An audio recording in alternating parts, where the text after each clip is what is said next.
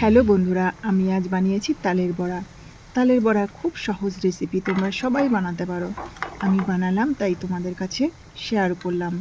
আমার কাছে এই তালের বড়াটা এখানে খুব স্পেশাল, কেননা আমি যেখানে থাকি সেখানে পাকা তাল পাওয়াই যায় না। আমার একটা দিদিভাই কলকাতা থেকে আসার সময় তাল নিয়ে এসেছে আর আমাকে দুটো তাল দিয়েছে। তো তালগুলো আমি ভালো করে ধুয়ে খোসা ছাড়িয়ে নিয়েছি। এবার এই তালের মধ্যে একটু হালকা জল দিয়ে ভালো করে মাখিয়ে মাখিয়ে তাল থেকে আমি তালের পাল্পগুলো বের করে নিয়েছি। এবার একটা পাত্রের মধ্যে আমি ময়দা নিয়েছি।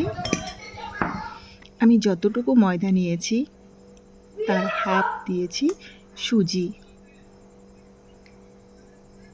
আর ওই সুজির পরিমাণেই দিয়েছি আমি চিনি, দিলাম স্বাদ মতো নুন, একটু নারকেল কোড়া, আর দেব এর মধ্যে তালের পাল্প। তালের পাল্পগুলো দিয়ে আমি একটা স্পুনের সাহায্যে ভালো করে সব কিছু মিশিয়ে নেব। তো বন্ধুরা, ভালো করে দেখো মেশানো হয়ে গেছে। এবার একটা প্লেট দিয়ে আমি কিছু সময়ের জন্য ঢেকে রেখে দেব। কিছু সময় পর গ্যাসের উপরে কড়াই বসিয়েছি, তেল দেখো আমার ভালো গরম হয়ে গেছে। এবার আমি বড়াগুলো এর মধ্যে ভেজে নেব। তো কড়াইয়ের মধ্যে এক এক করে আমি সুন্দর করে সাজিয়ে দেব। যতটুকু জায়গা ছিল পুরোটাই আমি ফিল করে দিয়েছি। এবার ব্রাউন হওয়ার অপেক্ষায়। তো তালের বড়া দেখো আস্তে আস্তে তার কালারটা চলে আসছে। একটা ঝাঁঝরি হাতাতে বেশ সুন্দর করে নেড়ে চেড়ে দিলাম, একটু হালকা হালকা কালার চলে আসলো।